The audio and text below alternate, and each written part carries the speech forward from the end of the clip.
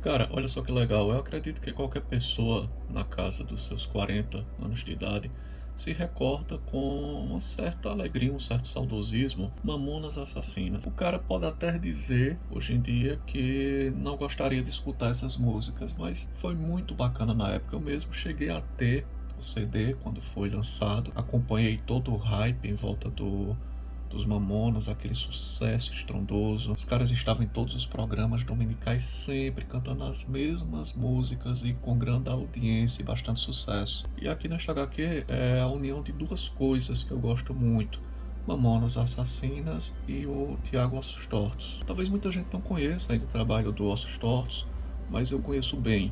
Essas HQs aqui são todas dele. E eu as tenho resenhadas no blog. Não vou falar muito sobre elas, vou deixar aqui linkado na descrição para quem tiver interesse em conhecer essas publicações. Por que é que eu gosto tanto desse cara? Ele faz um resgate de um tempo perdido, daqueles bons anos que não retornarão. Ele possui uma fórmula, a fórmula Ossos Tortos de produzir quadrinhos, que basicamente é fazer com a gente uma viagem no tempo. Isso vem dando bastante certo. Eu considero o Ossos Tortos a melhor coisa que surgiu no cenário das HQs atuais. E cara, eu li muito gibi minha vida toda e leio ainda hoje, embora não esteja comprando tanto, mas ainda continuo lendo muito no meio eletrônico. E nesse deserto de ausência de criatividade, de repetição, de muita porcaria, de muito lixo, conhecer o trabalho desse cara foi ter acesso a um oásis de criatividade. Em Os Últimos Dias do Xerife, ele retrata sua relação com o pai, o falecimento de seu pai, os últimos dias ao lado de seu pai, e claro, com aquela fórmula que eu falei de recordar o que tínhamos de produção cultural, principalmente da época, no cinema, nos quadrinhos, bancas de revistas em geral, publicações diversas, TV, cinema, até mesmo comida, música e tantas outras coisas que fizeram parte de nossa história. Por exemplo, aqui o cara pegando na locadora A Balada do Pistoleiro com Antônio Bandeiras, lançamento para assistir pela primeira vez aqui em Kombi 95. Cara, este gibi é fantástico, também está resenhado lá no blog, como eu falei. Por exemplo, é uma passagem na banca de revistas, olha só: Sex com o Nobel de Oliveira, a Playboy com a Adriana Galisteu, filmes pornográficos com o Rocco e a Silvia Sente, cara. Capa da Veja, Veja Internet, a rede planetária em que você ainda vai se plugar. Revista Bis, Revista Manchete, Revista Placar, Rebordosa do Angeli, A Morte do Superman. E tudo isso a gente vai transitando por estas recordações do Tiago Ossos Tortos, que também são as nossas recordações. Em Mijadra, por exemplo, a gente conhece a história de um VJ da MTV que realmente teria existido de acordo com a história muito bem construída do Ossos Tortos, mas que nós não conhecemos, nós, os moleques que ficávamos à frente da TV assistindo a MTV, o público da MTV, porque os programas dele não chegaram a ser exibidos. E aqui a gente acompanha o fim da MTV em seus últimos dias, e eu acompanhei esse fim, eu assistia muito MTV, e aqui a gente retorna àquele tempo com os programas. Obviamente ele alterou nomes, por exemplo, Mário Milão seria o Mion, Chicaeli, Zacicarelli, Penélope. Cara, isso aqui é muito bacana. Ele fez a mesma coisa novamente com Mamonas Assassina, a graphic novel oficial, por uma editora que eu desconhecia totalmente, Estética Torta. Até então todas as suas publicações eram totalmente independentes, não vinham com selo de nenhuma editora. E o que ele fez aqui foi lindo, cara. Ele transitou, sempre que inicia um capítulo tem animais copulando, né? É uma referência à canção, os animais, os Mamonas Assassinas. Mas vamos lá, aqui ele deu vida a todos os personagens das canções dos Mamonas, onde todos eles se encontrarão em uma grande história. A vida de todos se cruzam. Então a gente terá o alemão com seu grande lançamento, o Sabão Cracrá, o baiano do Jumento Celestino, a grande suruba, onde irá apenas a Maria e Manuel ficará em casa, a Brasília Amarela, obviamente, a festa do feijão, onde há uma lenda urbana de que maconheiros estão ali querendo feijão alheio, tudo que fazia aquela época, Casas Bahia, Arapuã, Aqui mesmo na trama, a gente já começa a história com a TV exibindo, por exemplo, o Plano Real entra em vigor dia 1º de julho, tá aqui FHC, Itamar Franco. TV Colosso, Michael Jackson com a Lisa Presley, corpo de Kurt Cobain noticiado que foi encontrado por um eletricista 72 horas após o suicídio. E a gente tem que prestar atenção aos detalhes, por exemplo, quando aqui a Angélica, garotinha que a gente chama de Angélica, vai à cantina da escola, tá lá, olha, fandangos, aquele guarda-chuva, tip link. A gente tem que ficar atento a esses pequenos detalhes na obra do Ossos Tortos.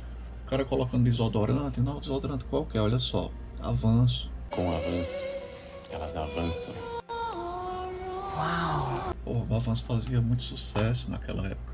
O que está exposto aqui de relance na banca de jornais, revistas de automóveis, vendia muito isso aqui, cara. A esposa do cara querendo um rebobinador de fita VHS. Essa aqui é a Arlinda Mulher, cara, da canção Uma Arlinda Mulher. E eu me diverti muito com essa HQ, muito, recordando de todas as canções dos Mamonas Assassinas, de como foi importante os Mamonas Assassinas para aquela época. O cara soube realmente dar uma vida a cada personagem ali, estender a vida para além da música e cruzá-las. Cruzou todas as canções em uma longa história. Eu achei apenas meio desmiolado isso aqui. Logo no início há uma apresentação, um editorial, por assim dizer, uma introdução, onde se fala se adverte o leitor, né?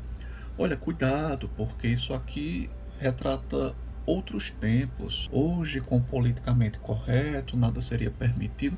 Eu acho isso uma bobagem. Qualquer pessoa que pega um HQ com o título Mamonas Assassinas, ele não precisa disso aqui, né? E ainda foi meio debilóide, porque, por exemplo, ele cita aqui que tem que dar uma alfinetada, né? Essa turma hoje em dia. Basta lembrar da letra completa de Robocop Gay, que apavorava religiosos conservadores. Cara, isso não apavorava ninguém. Então dá uma cutucada em religiosos e conservadores. Eu nem sou religioso, mas eu não me recordo de ninguém desesperado por causa de Robocop Gay. Mas ao mesmo tempo, talvez o próprio público gay vai se saber. Mas até então não via isso. E aqui fala, por exemplo, sobre piadas sobre nordestinos, pobres, cornos, portugueses. Cara, pelo amor de Deus, eu não via ninguém no Nordeste. Olha que eu residi já em 4 estados no Nordeste, desesperado por causa da música Jumento Celestino, querendo o fim da banda em razão dessa canção Jumento Celestino. Ou chateado com a representação da forma de falar nordestina. Não é jumento, é jumento, coisa desse tipo. Para você ver como esse ideologicamente correto parece que faz do cérebro do cara mingau.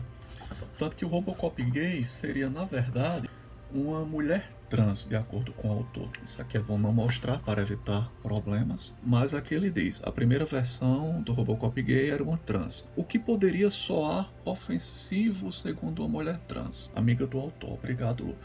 Porra, cara, primeiramente, realmente ele fez bem em não usar uma mulher trans, porque o Robocop Gay era um cara musculoso, né? Aqui ficou retratado como um cara realmente musculoso. E até onde é que vai essa loucura, essa insanidade? Porque então Robocop Gay, essa coisa, tipo aquele personagem Pete Bicha, do Tom Cavalcante, pode ser retratado na HQ e representando bem a música, mas uma mulher trans não poderia. Ou seja, essa turma do ideologicamente correto, ela se perde muito em delírios. É uma turma que vive num estado opressor, em loop finito, imaginário, começam a se oprimir a si mesmos, e começam a colocar na balança quem está sendo mais oprimido do que o outro, para talvez ter aí um crédito na forma como pode se expressar, e o outro não. É uma loucura, é uma insanidade sem tamanho, essa ditadura do ideologicamente correto. Mas enfim, o gibi é bom, cara, o gibi é maravilhoso. Se você gostou dos Mamonas Assassinas, quer voltar no tempo, recordando aqueles inícios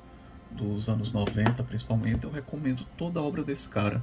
Este gibi Mamona vem com esse card, ele chama de bookplate, né? Eu acho uma bobagem isso, autografado pelo Ossos Tortos, mas tá aí, é um mimo, né? Eu uso como marcador de página. Adorei ler isso aqui e não pude deixar de recomendar ao mesmo tempo e que recomendo tudo desse cara. Se quiser saber mais sobre isso aqui, dá uma conferida no link na descrição, porque tem resenhas escritas de uma forma mais ampla. Jadra, Os Últimos Dias do Xerife e Kombi 95, todas excelentes HQs.